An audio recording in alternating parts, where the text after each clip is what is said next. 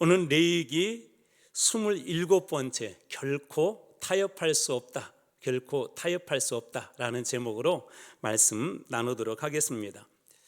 토마스 모어라고 하는 아주 영국의 유명한 분이 계시는데 16세기 사람입니다. 그때 당시에 그 국왕이 헨리 8세라고 하는 그런 국왕이 있었는데, 이 국왕이 카톨릭이 가지고 있었던 신앙과 조금 어긋난 행동을 하나가 있어요. 뭐냐면 그의 아내 왕비가 캐서린이라고 하는 왕비가 있었는데, 이 왕비는 스페인 그 왕가의 출신입니다.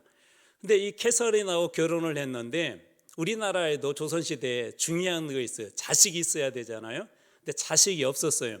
그래서 이 여인하고 이제 혼자 여러 명의 이제 그때 당시에는 카톨릭이 가지고 있었던 아주 중요한 몇 가지 결혼에 대한 원칙들이 있는데, 절대로 이혼하면 안 된다. 또 아무리 왕이라 할지라도 부인을 여럿이 둘 수 없으니까, 그래서 그 부인하고 캐서린하고 이혼을 하고 이제 다른 왕비를 얻어서 이제 후사를 이렇게 세우려고 하는데, 문제는 카톨릭이 걸림돌이잖아요.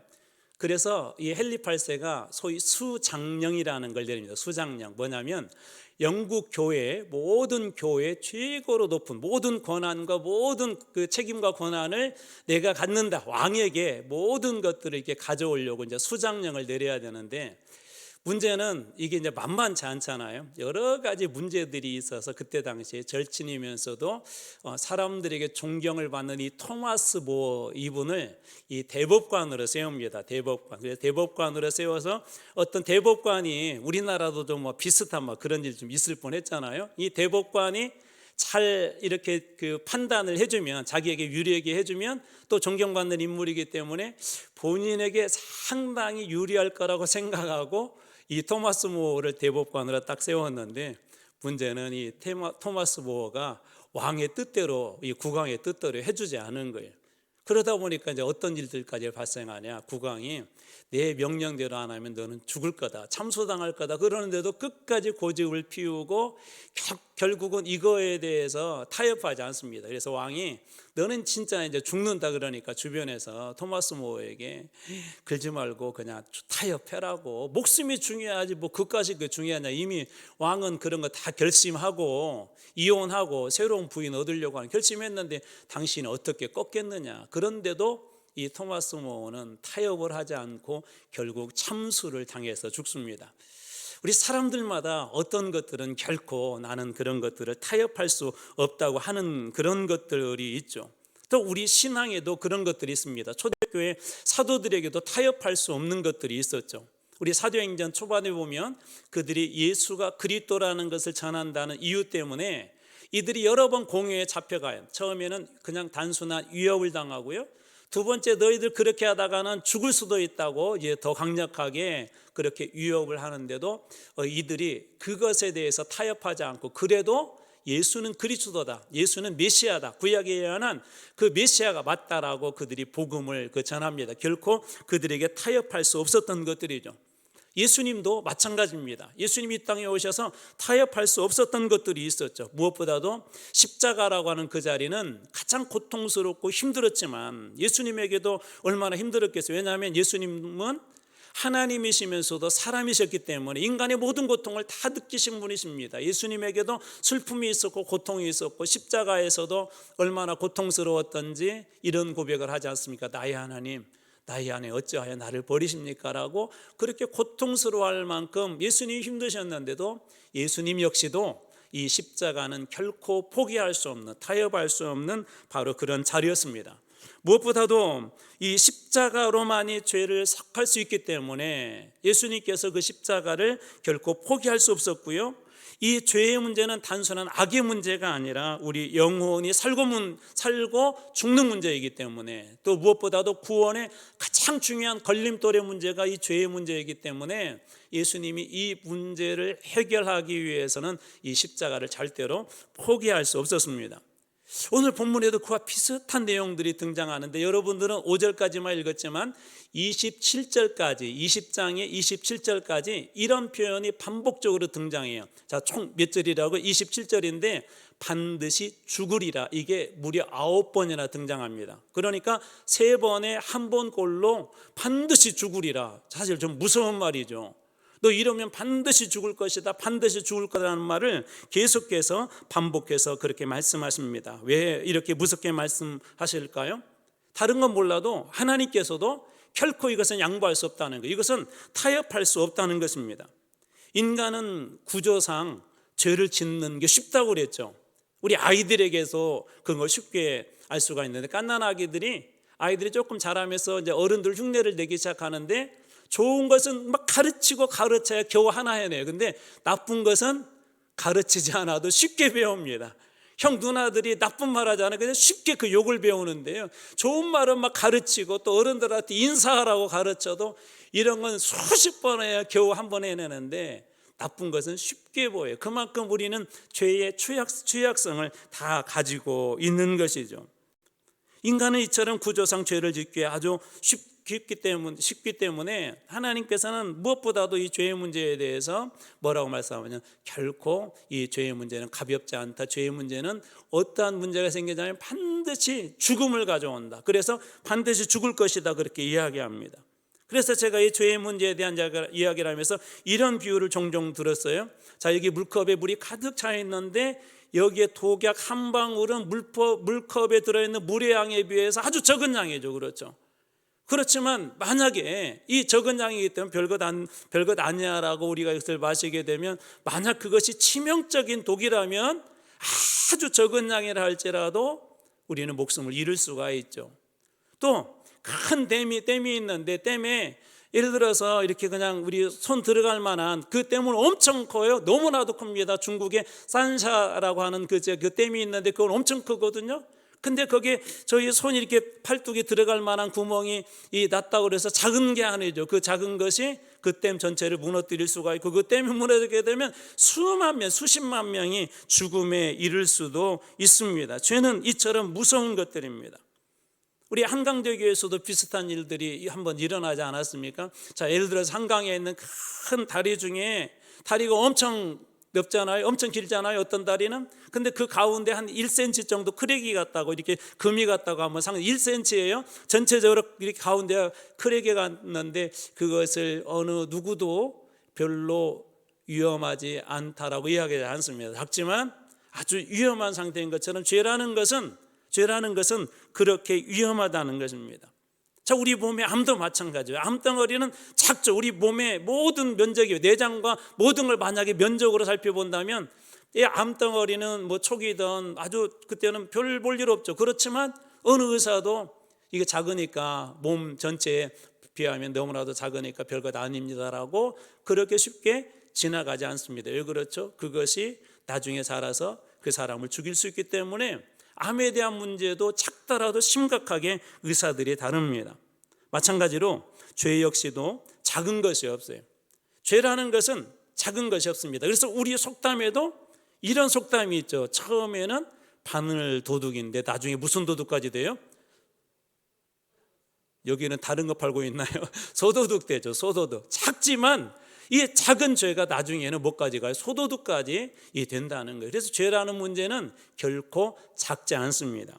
그래서 오늘 본문에 특별히 이 죄와, 모든 것들은 죄와 연관이 되어 있는데요, 그 중에서도 3가지 영역에 대해서 타협하지 말아야 될 것, 타협하는 순간 반드시 죽을 것이다, 이런 일들이 일어날 것이다 경고하시는 3가지 영역이 있는데, 첫 번째 영역은 영적인 영역이에요. 영적인 영역. 오직 하나님만 섬겨라. 다른 신들 말고 오직 하나님만 섬겨라. 영적인 타협을 해서는 안 된다는 것입니다. 오늘 말씀의 2절 말씀입니다. 자, 너는 이스라엘 자손에게 또 이르라. 그가 이스라엘 자손이든지 이스라엘에 거류하는 거류민이든지 그의 자식을 몰렉에게 주면 반드시 죽이되 그 지방의 사람이 돌로 칠 것이라. 자, 여기 보면 첫 번째 지금 누구에게 말하고 있다는 걸 알 수가 있죠. 방금 2절 말씀 읽으면 1차적으로 이스라엘 자손에게 이르라. 이스라엘 자손은 이 레위기에서는 어떤 위치죠? 하나님께서 이스라엘 백성들을 출애굽하여서 너희는 나의 소유, 나의 백성이다. 그러니까 하나님의 백성에게 말씀하시는 거예요. 오늘 우리 신약 시대식으로 얘기하자면 그리스도인들에게 말씀하시는 것입니다. 그러면서 자, 이스라엘 자손이든지 또 이스라엘에 거류하는 거류민이든지 이걸 이렇게 바꿔볼게요. 너희들이 한마음 교회를 다니는 교인이든지 이게 실제적으로 진짜 믿는 사람이든지 아니면 아직까지 믿음은 없지만 교회 안에 들어와 있든지 그 자식을 몰렉에게 주면 반드시 죽는다. 몰렉은 제가 여러 번 설명드렸어요. 이건 암몬 자손의 그 신인데요, 청동으로 만듭니다. 손을 이렇게 내밀고 있고 뒤에서 불을 떼게 되면 온몸이 빨갛게 달궈지는데 거기에다가 어린 자식을 꽁꽁 묶어서 산재물, 살아있는 죄로 묶어서 제사를 드리는 게 몰렉에게 주는 겁니다. 몰렉에게. 이런 사람은 반드시 돌로 쳐서 죽여라고 그렇게 이야기하죠. 몰렉에게 제사를 하는 중요한 그런 이유가 하나가 있는데요, 뭐냐면 안녕과 풍요예요. 풍요, 평안한 일들. 우리나라도 이 바닷가 같은 데 가면 이렇게 이제 바다로 이 고기로 잡으러 가기 전에 어떤 일정한 그런 제사 같은 걸 지내지 않습니까? 바다의 신을 달래는 것이죠. 그래서 그 신을 달램으로 안녕, 평안을 얻기 위한 거고요. 두 번째로는 그 신을 통하여서 풍요. 그래서 구약의 신들은, 우상들은 반드시 이 풍요하고 다 연관이 되어 있습니다. 풍요하고.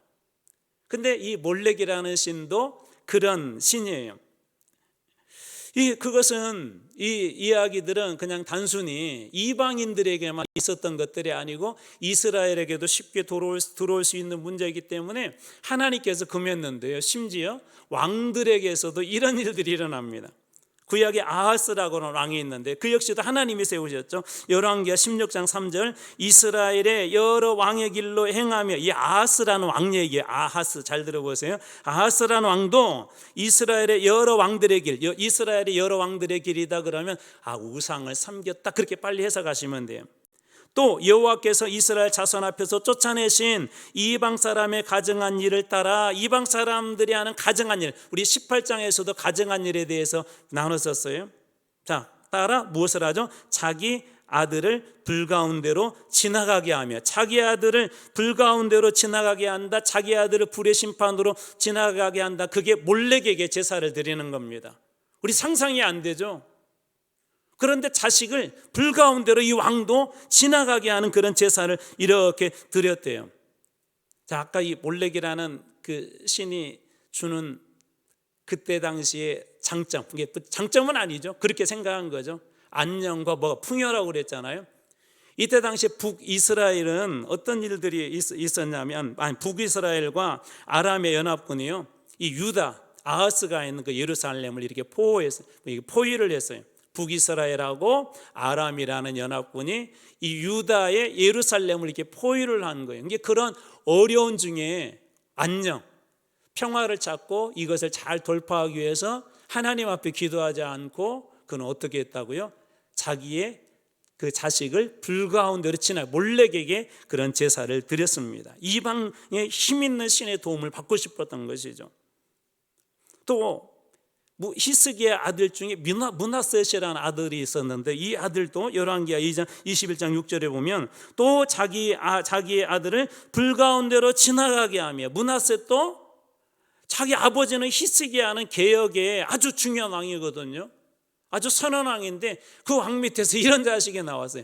거기에다가 별짓을 다 합니다. 그 뒤에 보면 점치며 사수를 행하며 신접한 자와 박수를 신임하여 여호와께서 보시기에 악을 행하여 그 진노를 일으켰으며, 지금 므낫셋이라고 하는 그 왕이 있었는데 이 왕도 자기 아들을 불가운데로 몰렉에게 이 제사를 드리는 악한 행위를 합니다. 온갖 우상을 다 섬깁니다. 어느 정도로 악했냐면요, 성경에는 나오지 않은데 전승이에요. 전승에 의하면 이사야 선지자 아시죠? 이사야 선지자 안 만나보셨어요? 이사야 선지자를 톱으로 켜서 죽였대요. 전승에 의하면. 그 정도로 악한 왕이 이 므낫셋이었어요. 므낫셋. 자, 그런데 아까 말씀에 하나님의 진노를 일으켰다고 그랬잖아요.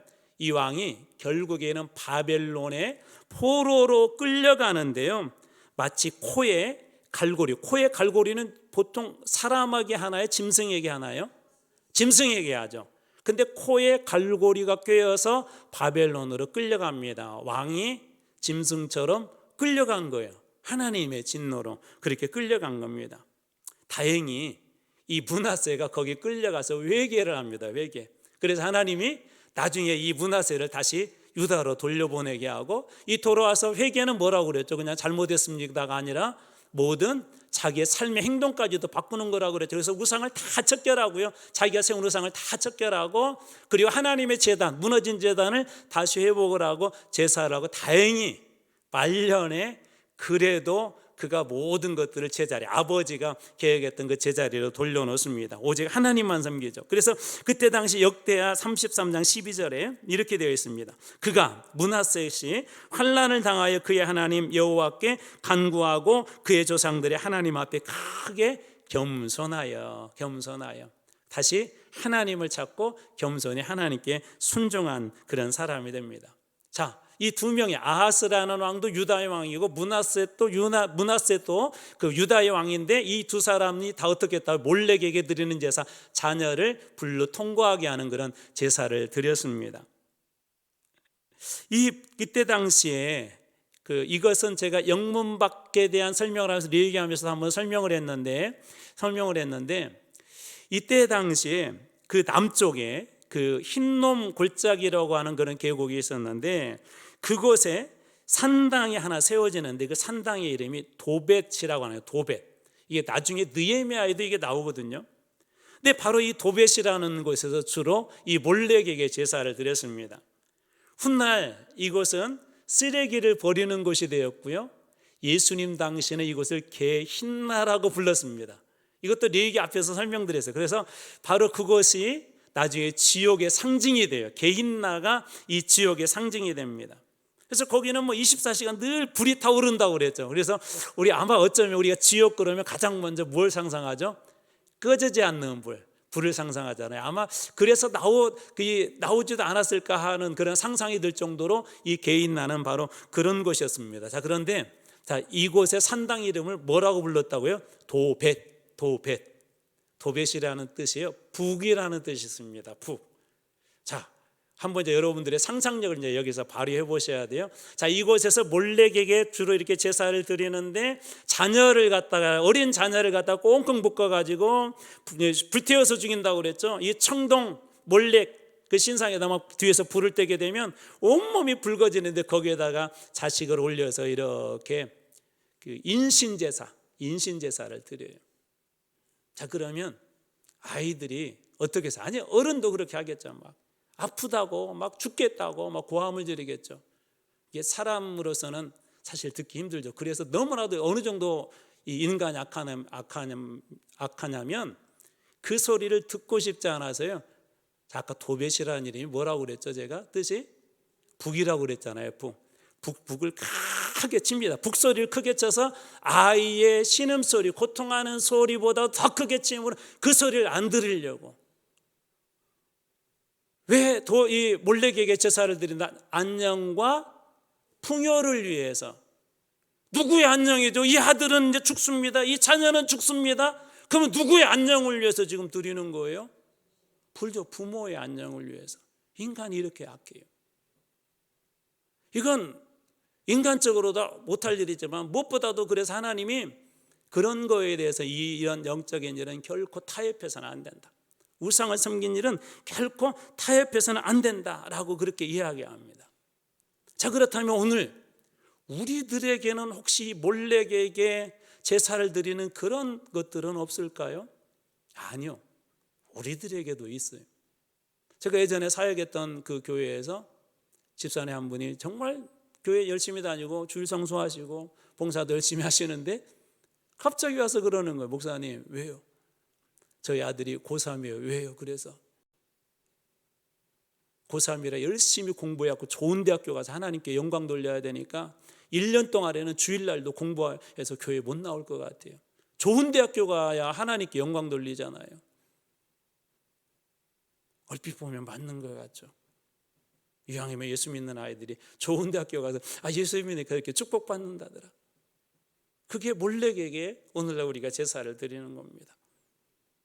하나님보다 더 사랑하는 것.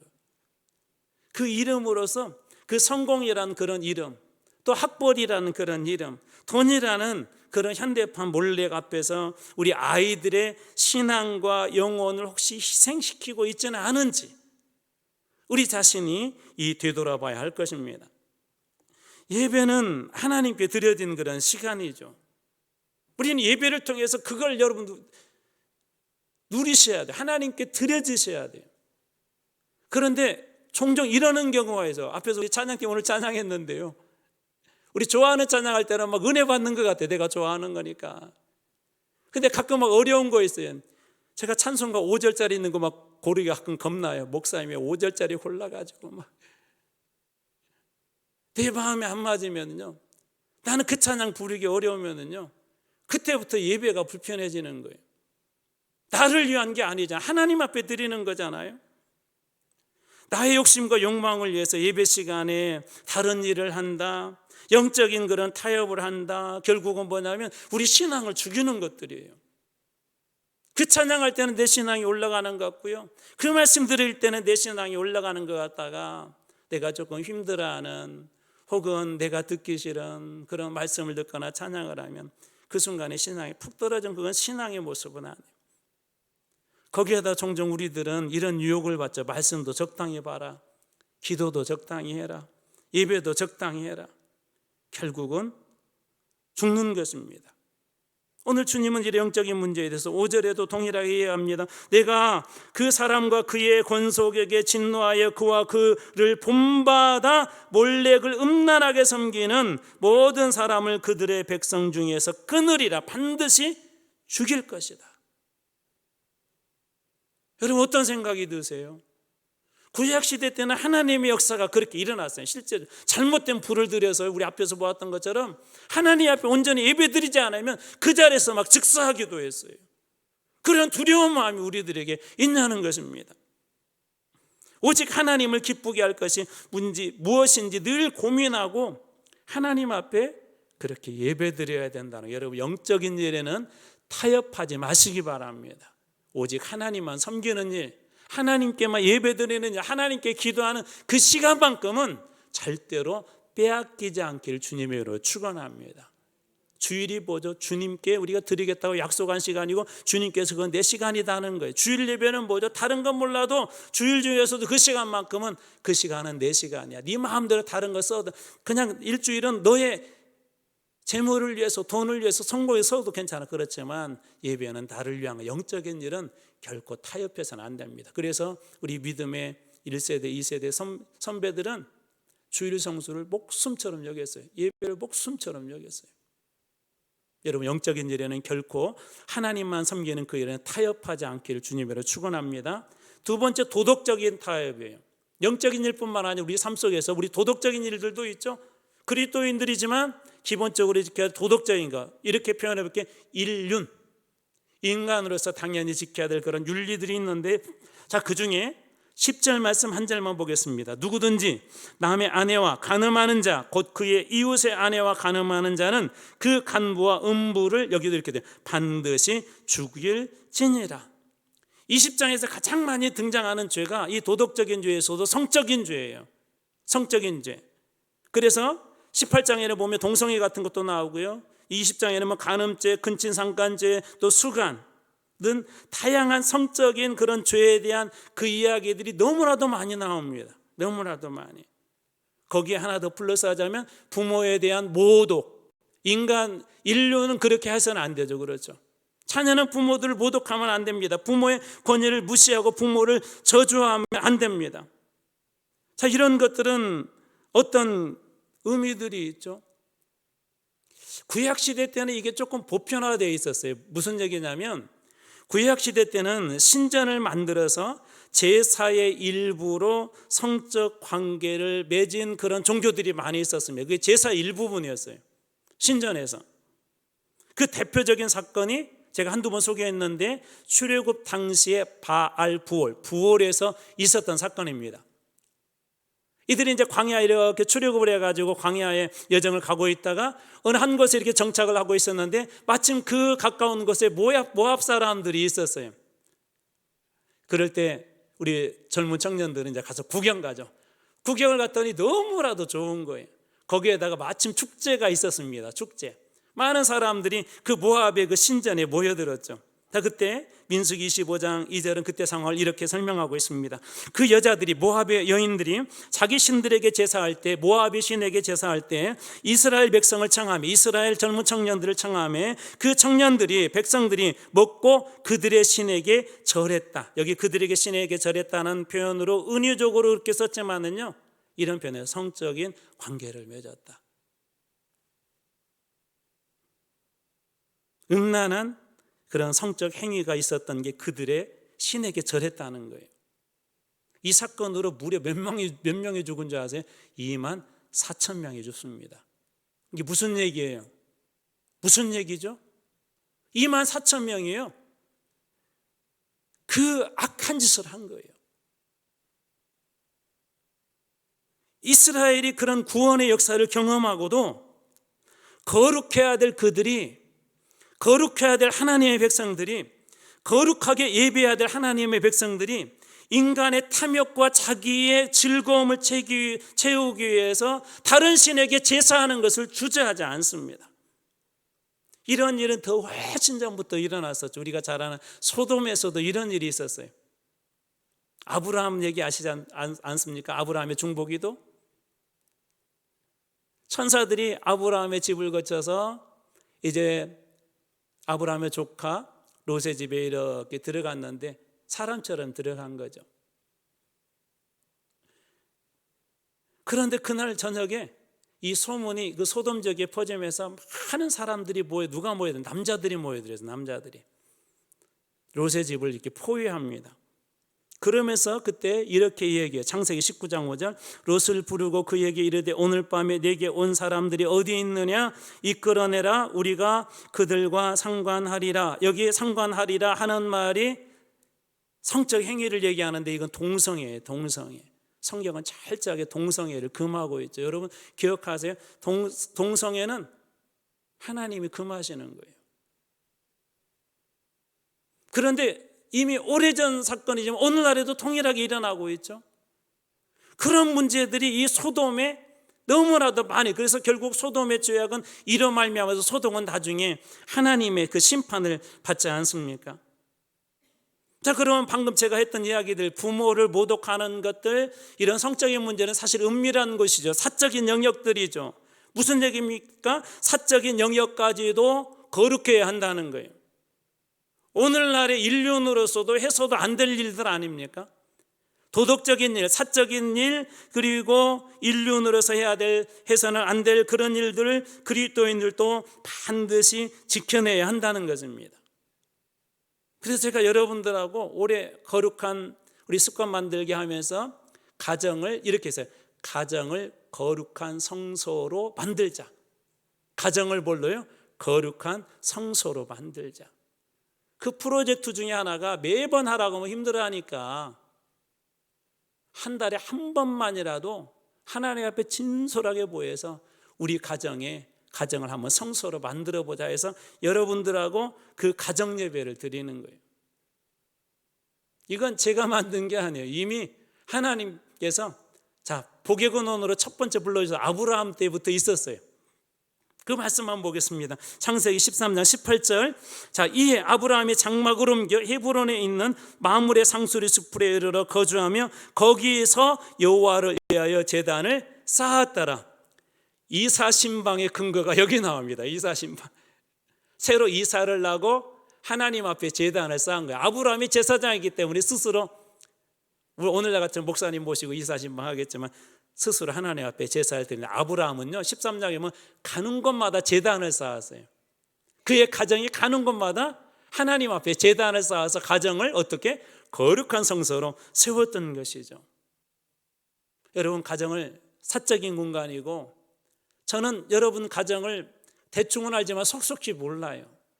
그렇지만 하나님은 다 아실 겁니다. 여러분 가정이 하나님의 성소가 되길 주님으로 축원합니다. 한 분의 이야기를 전하고 싶습니다. 이분이 훗날에는 장로님 되셨는데 그전에는 이때 당시에는 집사님이셨어요. 부인도 집사님이었어요. 사업을 하고 있었는데 사업이 부도가 났습니다. 부도 난 사람들은 소위 세상적인 얘기로 똥줄 타죠.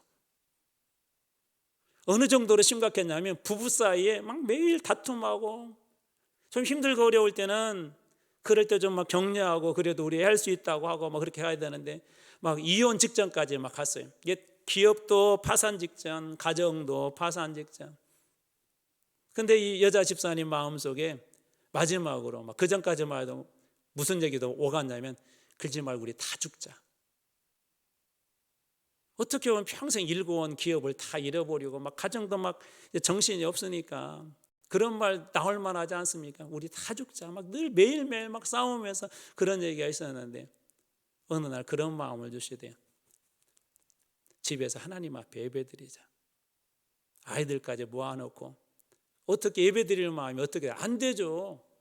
그런데도 혹시 이게 진짜 하나님이 주신 은혜라면 혹시 이 예배 한 번이 우리를 살릴 수 있다면 그런 희망을 가지고 하나님께서 주신 마음이라 생각하고 가정 예배를 드리기 시작했는데 쉬웠을까요? 어려웠을까요? 네, 당연히 어려웠죠.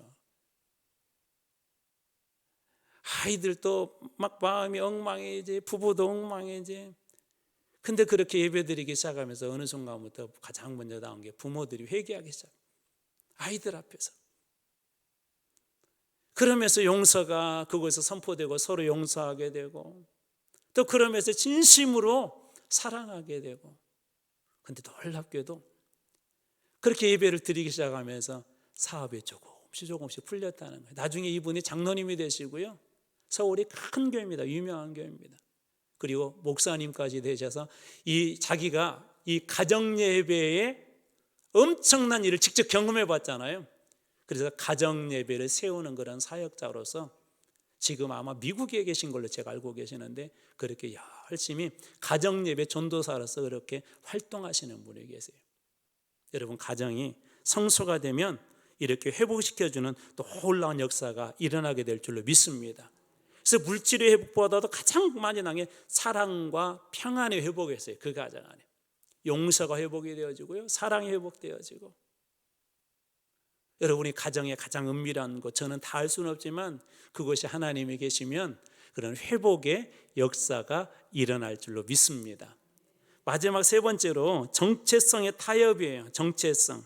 그리스도인인지 아닌지 세상과 구분이 되느냐는 거예요. 오늘 말씀 26절입니다. 너희는 나에게 거룩할지어다. 너희는 이스라엘을 얘기하고 나는 하나님을 얘기해요. 너희는 나 하나님에 대해서 너희는 거룩할지어다. 이는 나 여호와가 거룩하기 때문이고, 그 다음 말씀이 중요해요. 내가 또 너희를 나의 무엇으로 삼으려고?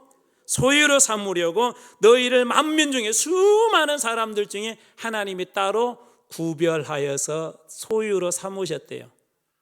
그렇기 때문에 내가 거룩하니까 너희들도 어떻게 해야 된다? 거룩해야 된다. 구별된 삶을 살아야 된다라고 그렇게 이야기해요.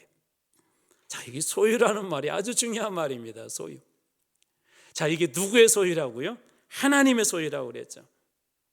그래서 하나님은 우리가 잘 아는 말씀 중에 베드로전서 2장 9절 여러 번 나눠서 한번 거기 볼까요? 하나님께서 뭐라고 말씀하시는가? 우리를 뭐라고 말씀하시는가? 그러나 너희는, 자, 첫 번째 택하신 뭐다? 족속이다. 많은 사람들 중에 여러분 한 분 한 분을 택하신 걸 믿으시기 바랍니다. 제가 얘기했죠. 저희 반에 한 60명 되는데 선생님이 종구가 출석부 좀 가지고 와라. 얼마나 별것 아니잖아. 제 이름을 불러주고 그 많은 사람들 중에 저보러 출석부를 가져가라는데 얼마나 기가 사는지. 그렇게 이름만 불러줘도 그 많은 사람들 60명 중에 한 명이 제 이름만 불러줘도 막 제가 기가 살고 막 기분이 날 것 같은데 하나님이 수십억 넘은 사람들 중에 여러분을 택하셨다면 여러분 어떻게 날마다 기뻐 찬양해도 부족하죠. 근데 택하신 뭐라고요? 족속이요. 두 번째, 왕 같은 뭐다? 제사장이고. 자, 세 번째, 거룩한 뭐요? 나라고. 그 다음에 그의 소유된 뭐다? 백성이다. 누구의 소유? 하나님의 소유. 여러분은 결코 누구에게도 빼앗기지 않을 겁니다. 이게 우리 하나님의 욕심이에요. 하나님의 소유라는 말은 내가 결코 누구에게도 빼앗기지 않겠다. 하나님이 어느 정도까지 우리를 귀하게 생각했죠? 십자가에서 목숨을 다 내어놓기까지. 여러분 한 분 한 분은 그 정도로 어떤 분이시라는 거예요? 소중한 분이라는 거예요. 귀중한 분이라는 거예요. 자, 여기에서 우리 성경 파노라 팀에게만 물어보겠습니다. 자, 이 소유에 아주 중요한 단어 하나가 있다고 했어요. 세시로 시작해요. 세시봉 하면 안 돼요. 뭐라고 그랬죠 혹시? 그렇죠. 세굴라. 나의 보물이다.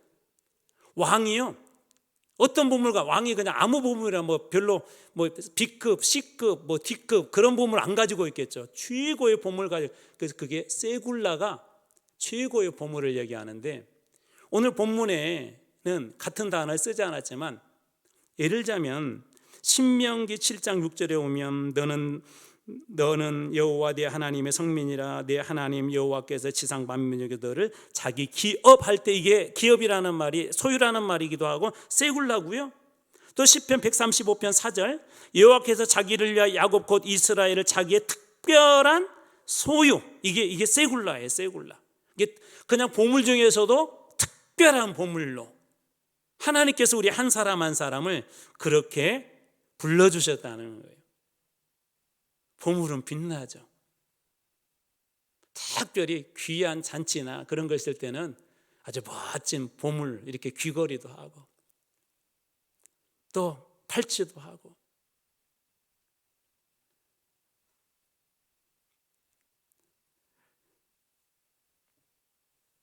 그런데 마귀는 자꾸 우리를, 이 보물 같은 우리를 자꾸 쓰레기장으로 데리고 가려고 그래요. 자꾸 똥물 같은 것들에 빠뜨리려고 그래요. 이 세굴라라는 것을 인식하고 자기가 끝까지 하나님의 그 손에 붙잡혀 있는 사람, 우리 다니엘 있지 않습니까? 우리 알고 있는 말씀이지만 제가 한 번 더 읽어드리겠습니다. 다니엘 1장 8절. 다니엘은 뜻을 정하여 왕의 음식과 그가 마시는 포도주로 자기를 더럽히지 아니하려고, 쓰레기장에 던져지지 않게 하고 똥물에 빠지지 않게 하리라 하고 자기를 더럽히지 않도록 환관장에게 자칫 잘못하다가 크게 손해를 볼 수 있는데 그는 그렇게 구합니다. 요셉도 그랬죠. 하나님의 세굴라라고 어떻게 한다고요? 사적인 영역, 은밀한 영역에서도 그렇게 살아서는 안 된다고 그랬습니다. 39장 9절 보디발의 아내가 유혹했을 때요, 이 집에는 나보다 더 큰 이가 없으며 주인이 아무것도 내게 금하지 아니하였어도 금한 것은 당신뿐이니 당신은 그의 아내임이라. 그런데 내가 이렇게 말씀이 이어집니다. 어찌 이 큰 악을 향을 하나님께 죄를 지으리까? 보석을 쓰레기장에 두는 사람은 없죠. 보석을 똥물에다 버리는 사람은 아무도 없습니다. 여러분 한 분 한 분은 하나님께서 소유로, 보석으로, 보물 같은 존재로 불러주신 것인 것을 여러분 믿으시기 바랍니다. 그러므로 죄에 쉽게 내어주지 마세요. 냄새나는 죄의 쓰레기장에 쉽게 버리지 마십시오. 우리는 원래 어떤 존재였죠? 개인나 쓰레기장에 버려진 그런 존재 아니었습니까? 개인나 지옥 같은 곳에 죽을 수밖에 없는 그런 우리를 갖다가 그리스도의 보혈의 불을 깨끗하게 씻어주셔서 이제 너희는 내가 결코 포기하지 않을 나의 세굴라다, 보물이다, 주님께서 그렇게 삼아준 존재가 우리 아닙니까? 가늠한 여인에게 주셨던 그 음성이 오늘 우리들에게도 동일하게 도전합니다. 요한복음 8장 11절 대답하되 주여 없나이다. 예수께서 이르시되 나도 너를 정죄하지 아니하노니 너를 그리스도의 보혈로 씻었으니 가서 다시는 죄를 범하지 말라 하신지라.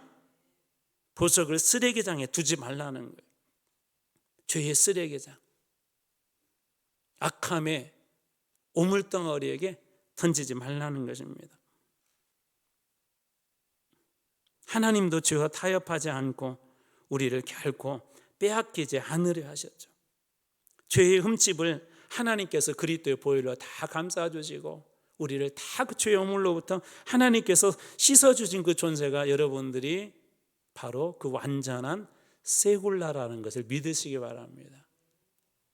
더 이상 죄 속에다가 여러분 던지지 마세요.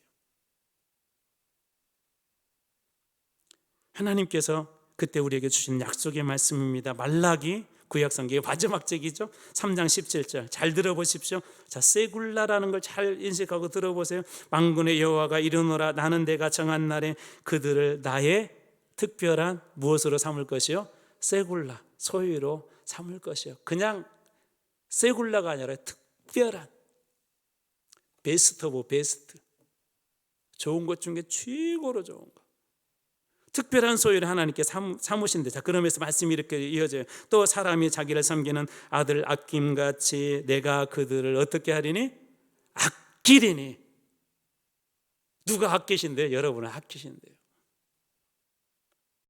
저는 여러분들이 이와 같은 영적인 정체성도 회복하시길 주님으로 축원합니다. 우리는 뭐라고요? 하나님께서 아끼시는 최고의 특별한 세굴라, 보물이라는 거예요. 오늘 우리 세 가지 영적인 타협, 영적인 것에서도 타협하면 안 된다. 도덕적인 것, 윤리적인 것, 사적인 공간에서도 타협하면 안 된다는 그 세 번째, 우리의 정체성, 다른 것하고 섞지 마세요. 자꾸 우리를 우울하게 하고 우리를 보잘것없는 존재로 말하고 네가 뭘 하겠냐고 우리를 깎아내는 그런 거 섞지 마십시오. 하나님은 뭐라고 얘기한다고요? 특별한 나의 소유, 특별한 나의 보물.